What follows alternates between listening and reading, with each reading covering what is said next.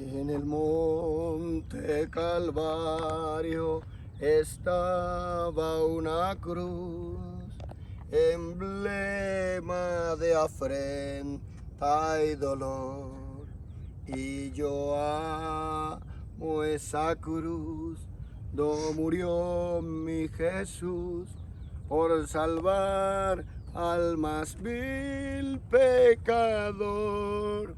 Oh, yo siempre amaré esa cruz, en sus triunfos mi gloria será. Y algún día, en vez de una cruz, mi corona Jesús me dará.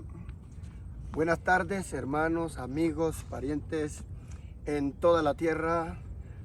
Hablamos en esta hora de Jesucristo, el tema más importante de nuestra vida y que nos compete a todos. Saludos desde aquí, desde el Cerro de Cristo Rey en la ciudad de Cali, hoy 5 de abril del año 2022, cuando es la 1:24 de la tarde, recordando este tiempo de Semana Santa, esta época de tiempos agradables, tiempos de consagración, de retiro espiritual y de meditación. Y quiero compartirles un pensamiento de la palabra, aprovechando que ayer me regalaron esta Biblia y no creo que haya mejor regalo para alguien en esta vida que la palabra de Dios. Y es una versión muy hermosa, es la versión arcoíris. Es una Biblia de estudio muy hermosa, por cierto. Y gracias a Dios por ello. Y quiero leer en la Escritura Filipenses 3:17 al 18. Hermanos, sed imitadores de mí y mirad a los que así se conducen según el ejemplo que tenéis de nosotros.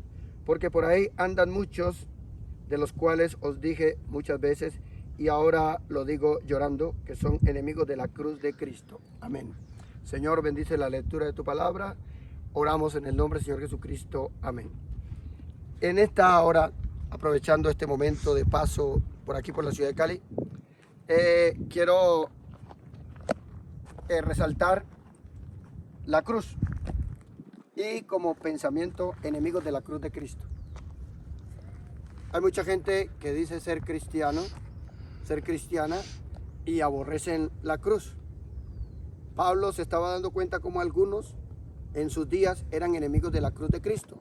La aborrecían porque los cristianos, según el escritor y el historiador más versado y de mayor confiabilidad, Josefo, él escribió que en el tiempo antiguo los cristianos usaban una cruz en la espalda, se la amarraban a la cintura y la colgaban en su espalda. Hoy la cargan aquí de frente, pero es más adorno que amistad con la cruz. Es más de oro y esto y lo otro, pero ellos andaban con una cruz rústica de madera a la espalda y la colgaban en la espalda. Y resulta que en eso eran identificados y había muchos que eran enemigos de los que cargaban eso, y la gente en aquel entonces no se avergonzaba de la cruz. Pero hoy nos damos cuenta que hay aún cristianos que se dicen ser creyentes y no entienden y dicen que la cruz es maldita. Están muy equivocados. La cruz nunca es maldita ni fue maldita. Lo que la Biblia dice es maldito el que es colgado en el madero, pero no la cruz. La cruz no es maldita. Es maldito el que era colgado en el madero. Entonces, ¿cómo gente puede decir que la cruz es maldita? Y yo le decía recientemente a un teólogo y a alguien muy versado en las escrituras de la universidad, un universitario, y me decía, yo le dije que fuera a nuestra congregación y él estaba dispuesto a ir a la congregación hasta que yo le dije las indicaciones de cómo era afuera de nuestra iglesia.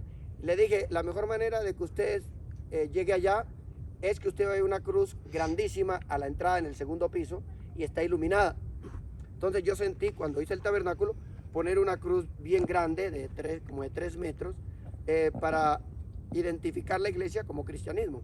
La cruz en el mundo entero, llévela donde la lleve, llévela a la India, llévela a China, a Japón, donde está el budismo, donde está el jainismo, donde está el mahometanismo, allá en los países árabes, en África, en Asia. Allá la cruz significa cristiano, así como la media luna significa mahometanismo o islamismo. Y cada entidad tiene una representación y cada símbolo tiene un valor. San Pablo dijo en 1 Corintios 14 que no había sonido sin significado y todo tenía sentido y significado y valor. Entonces, para nosotros, para los cristianos que hemos dado un enfoque, no de adoración al madero, no de adoración al símbolo, adoración a aquel que murió en la cruz, que hoy vive en la gloria, pero nos queda un recuerdo, algo que en ese monte Calvario fue llevado a cabo, como lo dicen los evangelistas. Todos los del evangelio, los evangelios, Mateo, Marcos, Lucas y Juan, hablan de la pasión de Cristo, de la crucifixión de Cristo. La misma Biblia, los testigos de Jehová, con todo respeto a ellos, señores testigos de Jehová, ellos dicen que Jesús fue colgado en un palo, pero no. Crucifixión es el cruce de 2 maderos. Para la muestra podemos ir al Antiguo Testamento, que allá está la cruz.